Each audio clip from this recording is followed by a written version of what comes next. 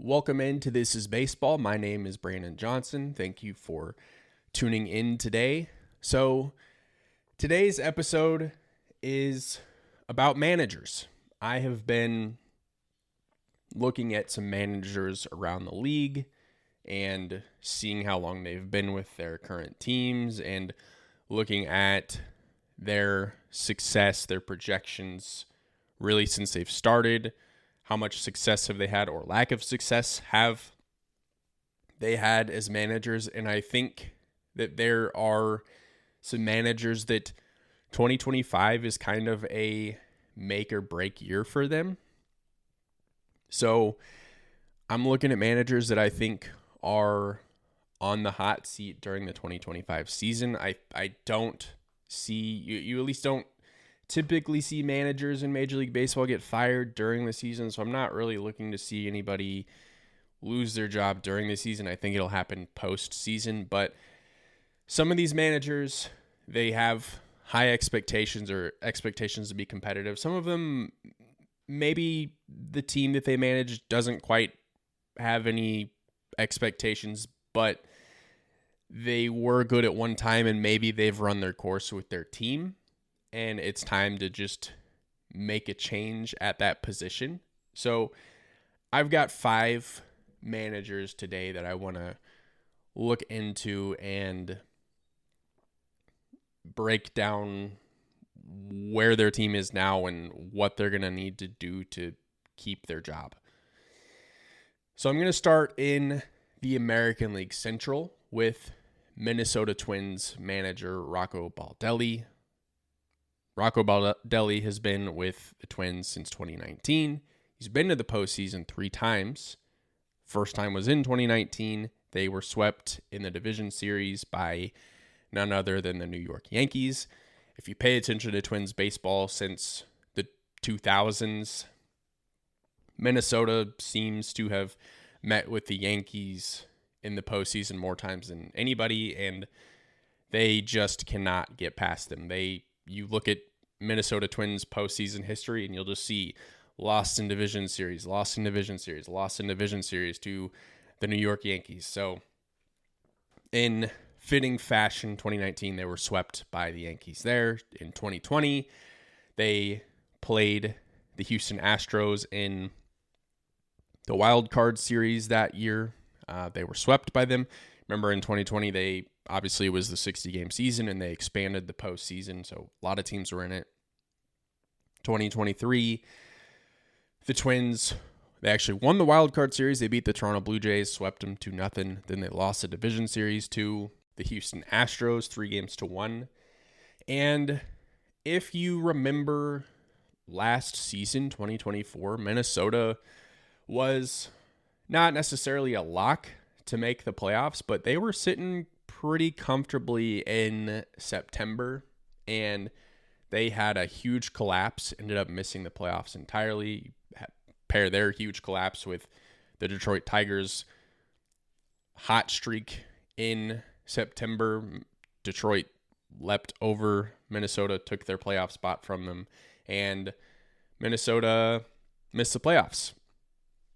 Now you get into the 2025 season, there's still high expectations for the Twins to be competitive. You'll look at a lot of projections, PECOTA being one of the biggest standings projectors out there.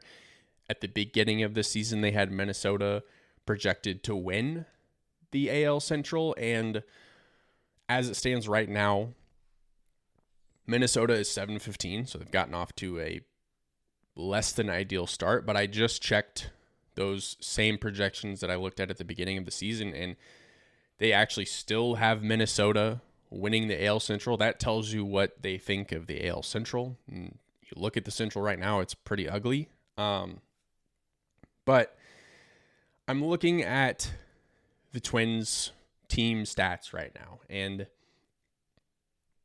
their big problem right now is their offense. Their offense is bottom 5 in most major metrics. They're 27th in batting average right now and 27th in on-base percentage, 282.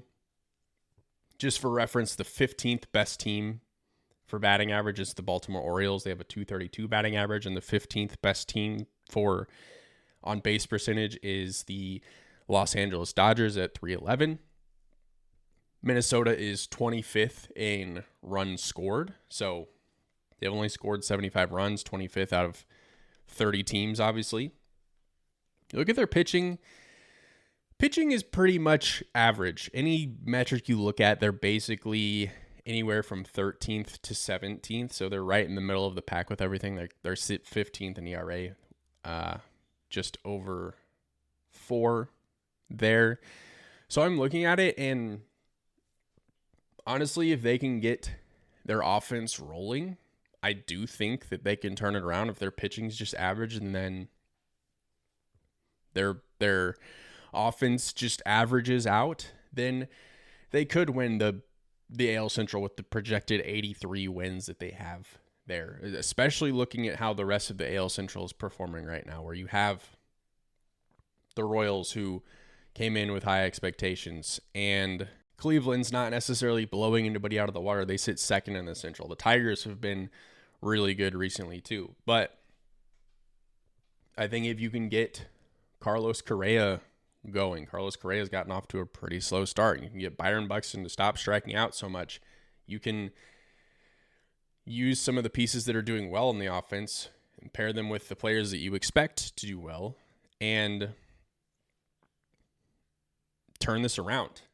I think if Minnesota fumbles again and misses the playoffs, or even if they do make the playoffs and they don't advance, I think they'll probably look somewhere else for manager, and Rocco Baldelli will be done. Now, next on my list, this one's a little bit interesting. I went back and forth on whether or not I even wanted to have him on the list, but I went ahead and kept him. It's Dave Martinez of the Washington Nationals. So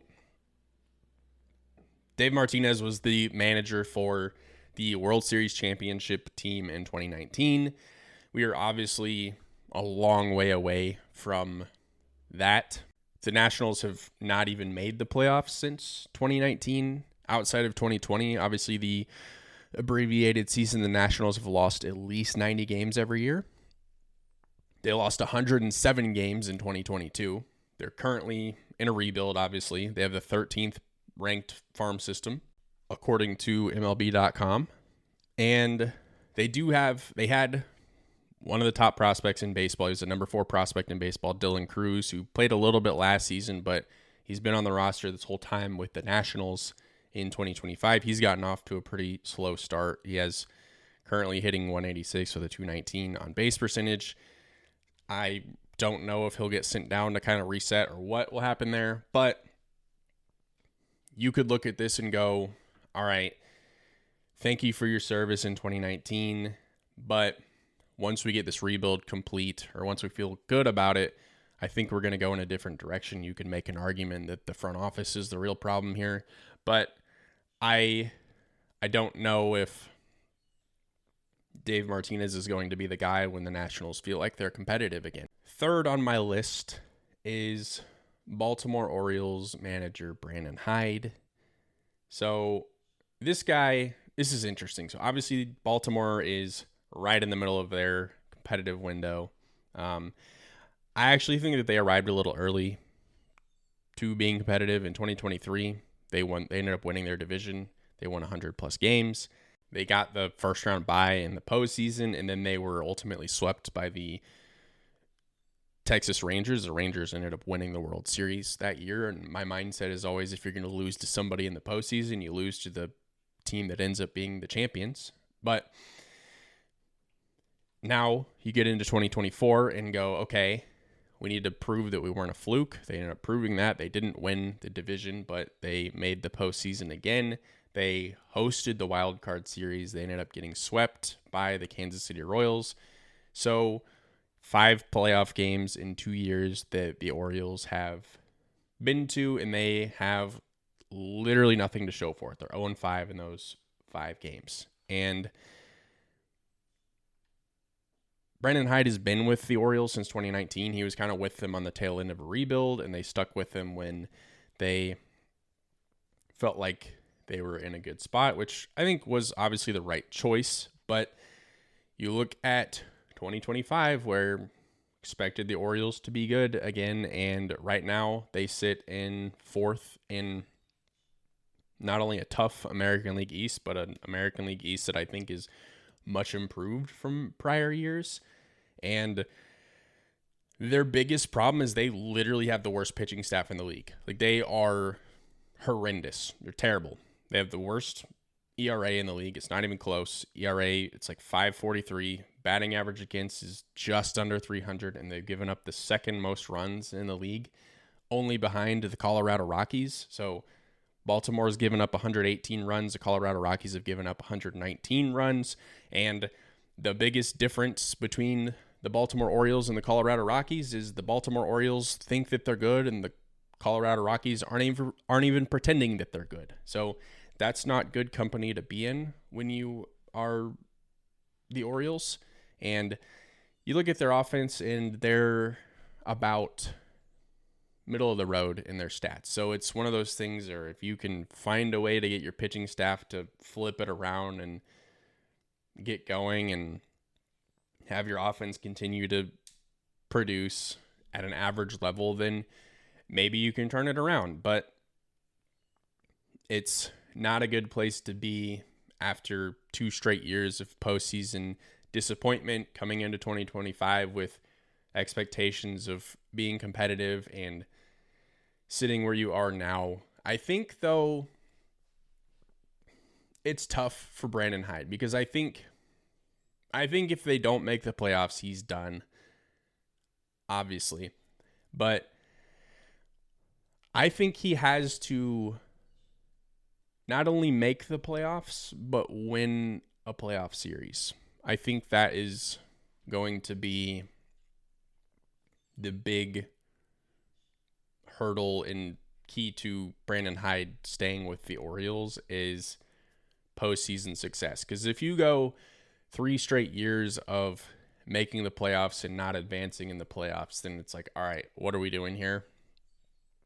Clearly, whatever you're doing in the postseason isn't working. So if it's getting, being a wild card team most likely is the most likely scenario right now, can you win the wild card series? And then you might even argue that they need to maybe not win the American League Division Series, but at least be competitive in it. So I think there's a lot of pressure in Baltimore for Brandon Hyde to be successful and improve in 2025. Number 4 on my list is St. Louis Cardinals manager Ollie Marmol. He's been the manager in St. Louis since 2022. And I'll be real honest with you. I don't say I have anything against Ollie Marmol, but they fired Mike Shildt after the 2021 season, after the Cardinals had made the playoffs in 2021, due to philosophical differences between John Mozeliak, who's the president of baseball operations in St. Louis, and Mike Shildt. And obviously, if you look, Mike Shildt is the current manager of the San Diego Padres. They made the postseason this year, and they're off to a fantastic start in 2025. They're on top of the division in the National League West, 16-6. They're half a game above the Dodgers there. So I thought what he was doing in St. Louis was working, and they had built a nice foundation there with Shildt. And you look at Ollie Marmol's resume right now. Like I said, started in 2022. They made the postseason that year. You could argue that it was due to the work that was done in the previous regime. They made the postseason. They lost to the Phillies in the wild card series. That was a series that Paul Goldschmidt and Nolan Arenado did virtually nothing. And you remember Ryan Helsley having an all-time meltdown on the mound in the 9th inning of Game 1 of that series. Fast forward to 2023, they went 71-91. That was last place in the NL Central, excuse me. If you can tell me a time the last time that the St. Louis Cardinals were last place in anything. I don't know. If you look at St. Louis Cardinals history, obviously they're just consistently a playoff contender, and they were terrible in 2023. They improved in 2024. They went 83-79. That was, in my opinion, largely due to a 32-18 stretch in the middle of the season. Now, 2025, you are fourth in the NL Central. You're 9-13. Brewers are still good. The Cubs are much improved. So you're kind of going the wrong way in rebuilding as a Cardinals team. You have a bottom 10 pitching staff. Your offense is okay. I think the big thing here, though, is, so I mentioned John Mozeliak earlier. He's the president of baseball operations, obviously makes a lot of the baseball decisions. This is his final season in that role. He's stepping away afterward. They've brought in the replacement in Chaim Bloom. Chaim Bloom was in that same role in Boston before he left there. I think he's going to take over, and if the Cardinals don't perform, if they do what they're projected to do, which is miss the postseason, I think it'll be easy for Chaim Bloom to come in and go, you know what, we're going to move on from you, and Chaim Bloom's going to bring in his own guy. So I do think this is the last year for Ollie Marmol. I never thought that he was the right fit. Like I said, I think Mike Shildt should still be the manager in St. Louis. I'm glad that Mike Shildt landed on his feet in San Diego. But I think Marmol will be done in St. Louis after this year. Now, my final name on this episode's list is Toronto Blue Jays manager John Schneider. He has been with the Toronto Blue Jays since 2022 as manager. He was actually named interim manager in 2022 and ended up leading that team to the playoffs. They went to the AL wildcard series. They got swept by the Mariners, and then 2023 wildcard series again. I mentioned it previously in the episode. They lost to the Twins that year, got swept, and missed the postseason entirely in 2024. They were actually in last place. They went 74-88 last year. The hard part for the Blue Jays and really everybody in the American League East is same time that the Blue Jays got into their competitive window, the Orioles were also there as well. Obviously, the Yankees are pretty much always there. So it's a crowded AL East, and Toronto, while they make waves in the East, they've not gotten to a point where Baltimore and New York are, and you have a talent like Vladimir Guerrero Jr. on your team that you just signed to a long-term extension. You don't want to waste your time with that, and Toronto's just, in my opinion, a team that is underperforming. And right now, they sit second in the American League East. They're 12-10. Obviously, it is very early, but I think for the Blue Jays, you can make an argument for John Schneider that he'll be fine this year regardless of what happens, because he really hasn't been in the role that long in comparison to some of these other names that I've mentioned. But your window is your window. It's a limited time frame. You want to obviously maximize your time in that competitive window, and I think Toronto has really missed the mark there. I think if Toronto can make the playoffs, whether it's a wild card team or they win the division, either way, make the playoffs, get to the division series, I think that'll be enough for them to keep John Schneider. But you got to make the most of your window when you have it, because we've seen it with a lot of these teams. They get in their window and don't really do anything with it, and then you're thinking as a fan base, man, what could have been? And don't want that to happen for Toronto.